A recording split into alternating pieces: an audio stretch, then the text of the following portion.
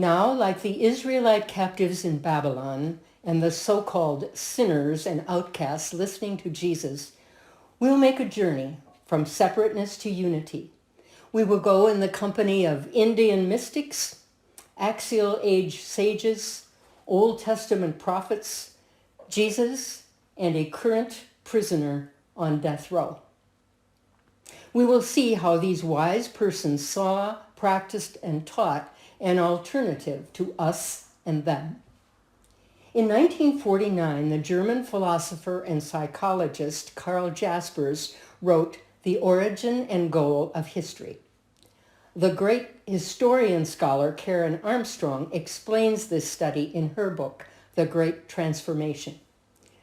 Referring to the period from 800 to 200 before the Christian era as the Axial Age, Jaspers says in this time period, similar revolutionary thinking appeared in the Middle East, India, China, and Greece.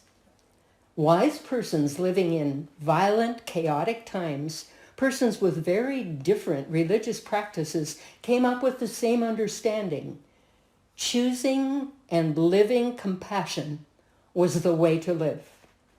Or how would Albert Camus say it? Striving to be a healer.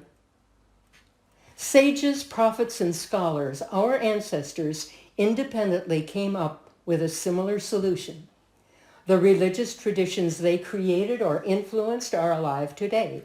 Monotheism, Confucianism, Hinduism, and Buddhism.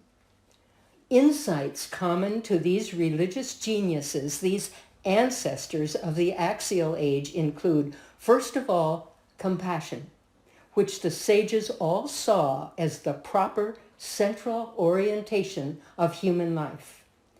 Now, we need to be clear about the meaning of compassion. Too often it means pity or feeling sorry for someone.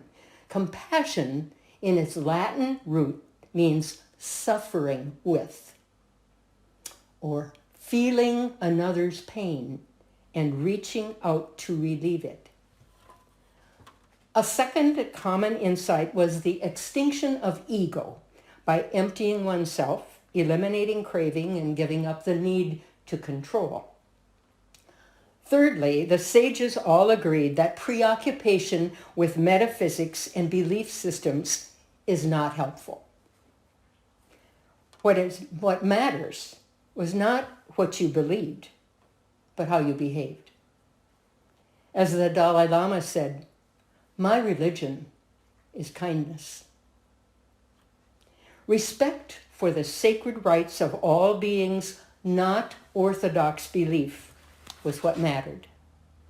Amidst violence, chaos, aggression, catastrophe, suffering, the sages of the Axial Age found an alternative: abandonment of ego and the cultivation of compassion, which would lead from separateness to an awareness of connectedness.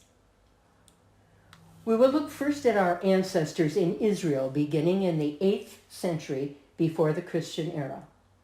Concern for social justice and protection of the poor had long been common in the Middle East. The Code of Hammurabi said that the sun would shine on the people only if the king and the mighty did not oppress their vulnerable subjects.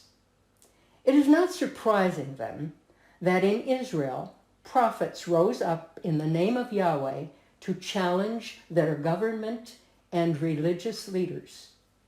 When the prophets appeared, they demanded that their leaders seek and practice justice. One of the most striking and one of the most pervasive features of the prophetic message is the denunciation and distrust of power in all its forms and guises.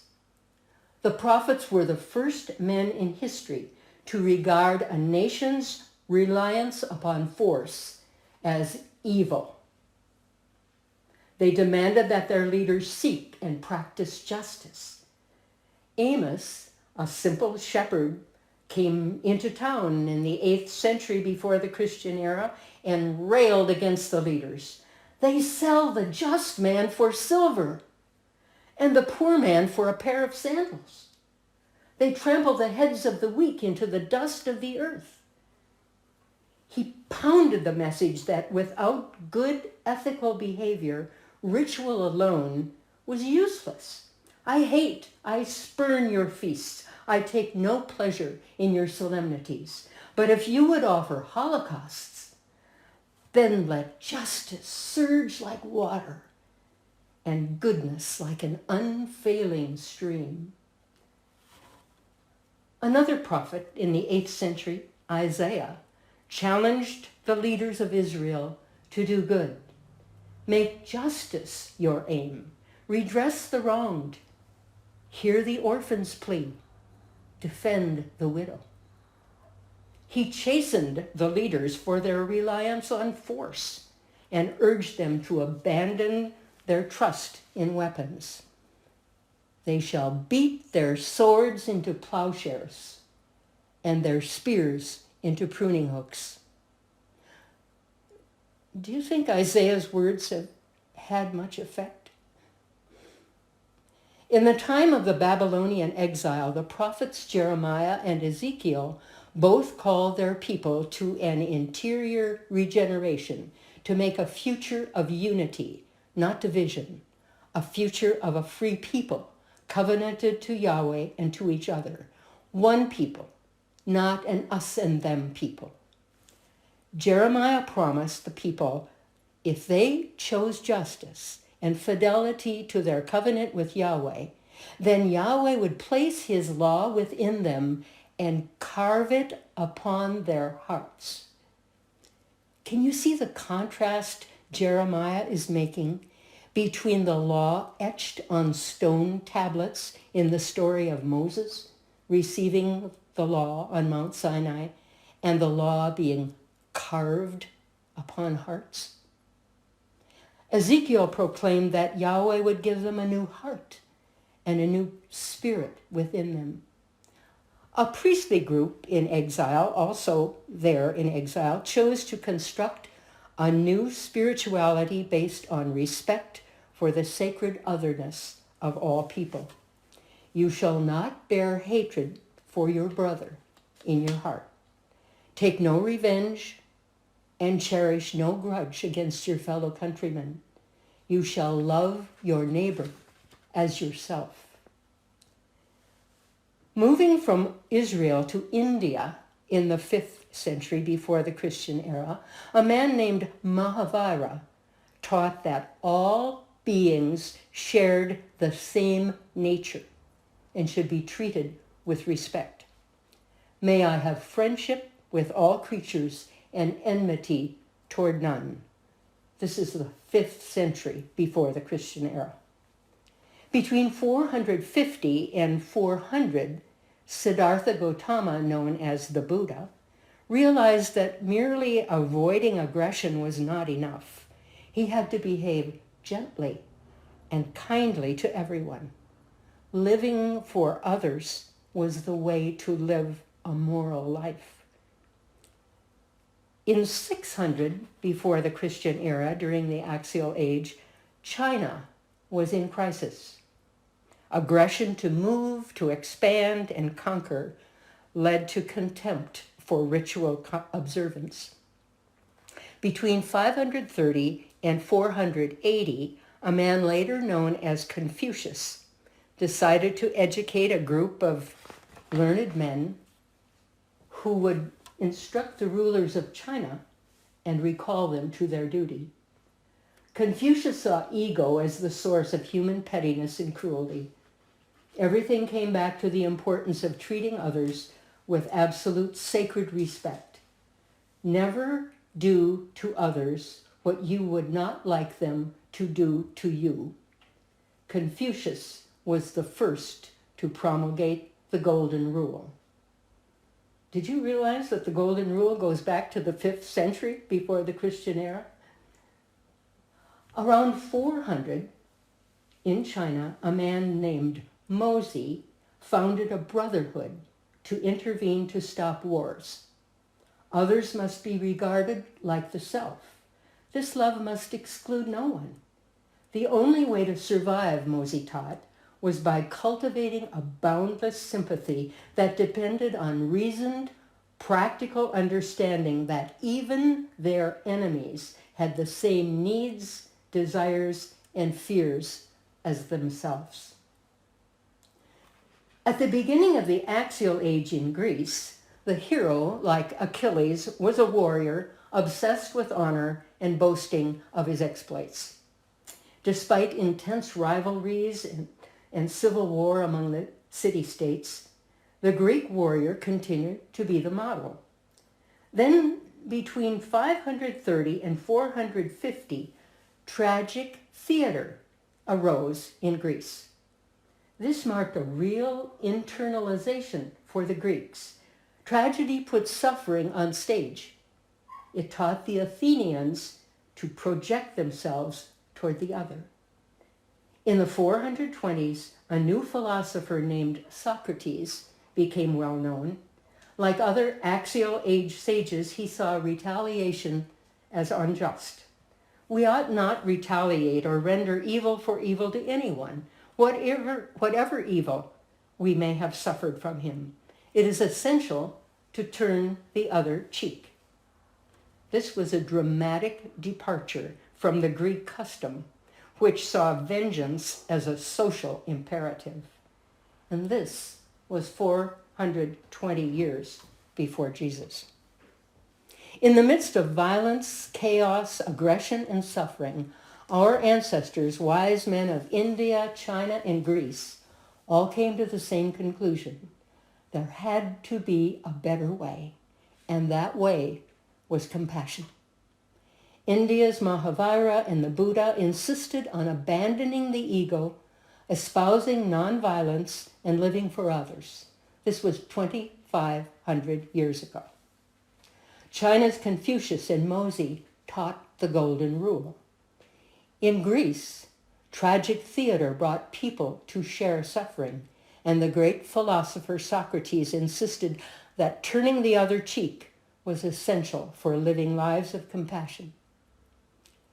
The Jewish Axial Age had been cut short by the difficulties of the exile and resettlement after the exile.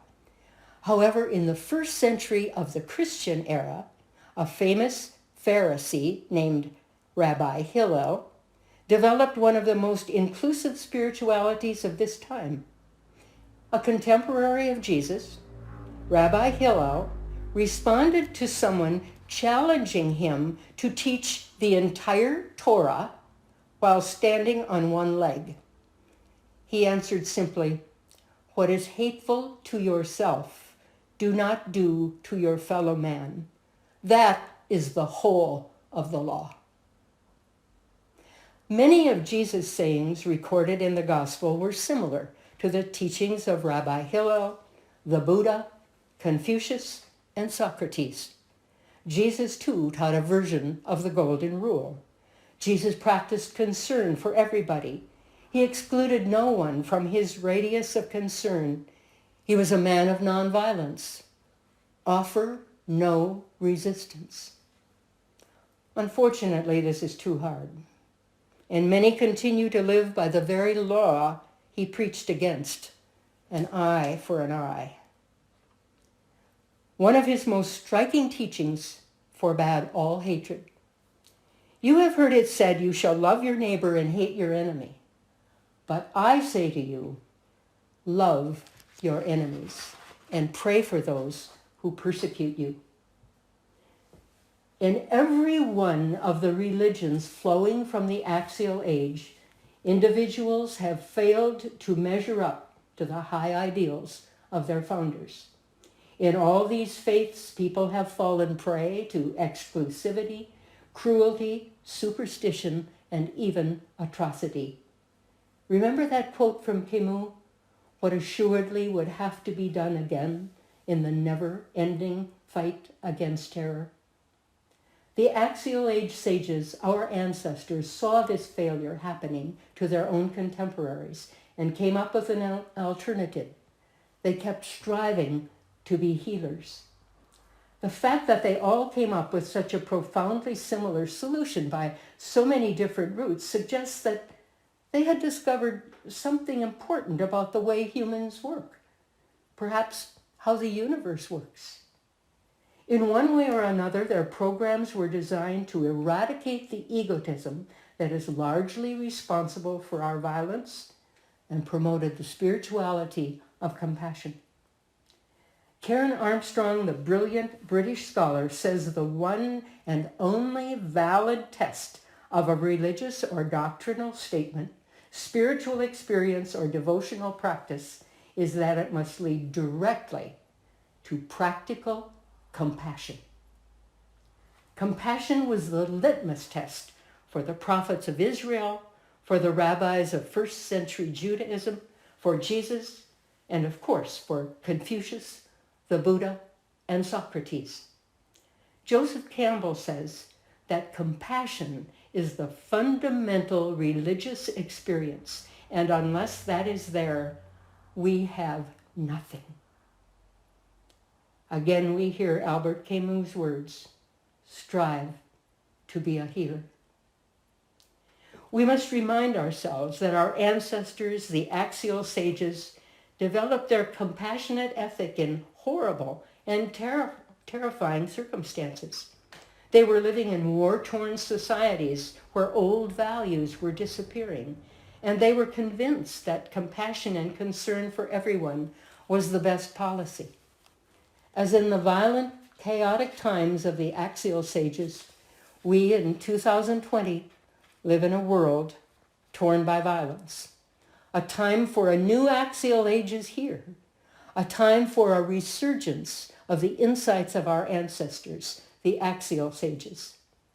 Karen Armstrong says, what our world needs now is not belief, not certainty, but compassionate action and practically expressed respect for the sacred value of all human beings, even our enemies. I do not believe Karen Armstrong has met Jarvis Masters, but if she did, I had no doubt she would exclaim, we got a new sage, living out the compassionate insights of the Axial Age sages, particularly the Buddha. Jarvis Masters has been an inmate at San Quentin Prison since 1981 and on death row since 1990. Jarvis's early life was a horror story. Born in Long Beach, California in 1981, he grew to age 5 in a house filled with crack, alcohol, physical abuse, and prostitution. He and his siblings were split up and sent to foster homes when Jarvis was 5. And he progressed quickly to juvenile detention, car theft, armed robbery, and ultimately San Quentin, a scene of unquestionable violence and abuse. While there, he was set up for the murder of a guard and convicted, although he is innocent of the crime as his legal team tenaciously is trying to prove. In solitary confinement, Jarvis, torn by rage, anxiety, seizures, and panic attacks, at first refused the offers of a criminal investigator to teach him breathing exercises and meditation. But desperation finally drove him to ask her, how do you do that breathing and meditation stuff? This began the gradual transformation of a man dedicated to violence and hurting others to one who has prevented violence in the prison, counseled school kids by letters, and helped prisoners and even prison guards to find meaning in their lives. Jarvis became drawn to Buddhism, which espouses compassion and living for others. Through meditation and writing, he has found meaning and ways to be of help. He has no illusions about the fact that he has harmed others, but he has chosen to dedicate his remaining life to compassion and nonviolence, not an easy path in a prison which is beset with violence and abuse. A recent book about Jarvis is The Buddhist on Death Row by David Sheff. I began this session with a quotation from Jan Phillips. Our problems are rooted in the notion of separateness. We have built a world based on our separation from each other, and it is unsustainable. Albert Einstein offers this advice: a human being is a part of the whole. If we experience ourselves as something separated from the rest, our task must be to free ourselves from this prison by widening our circle of compassion, to embrace all living creatures and the whole of nature in its beauty.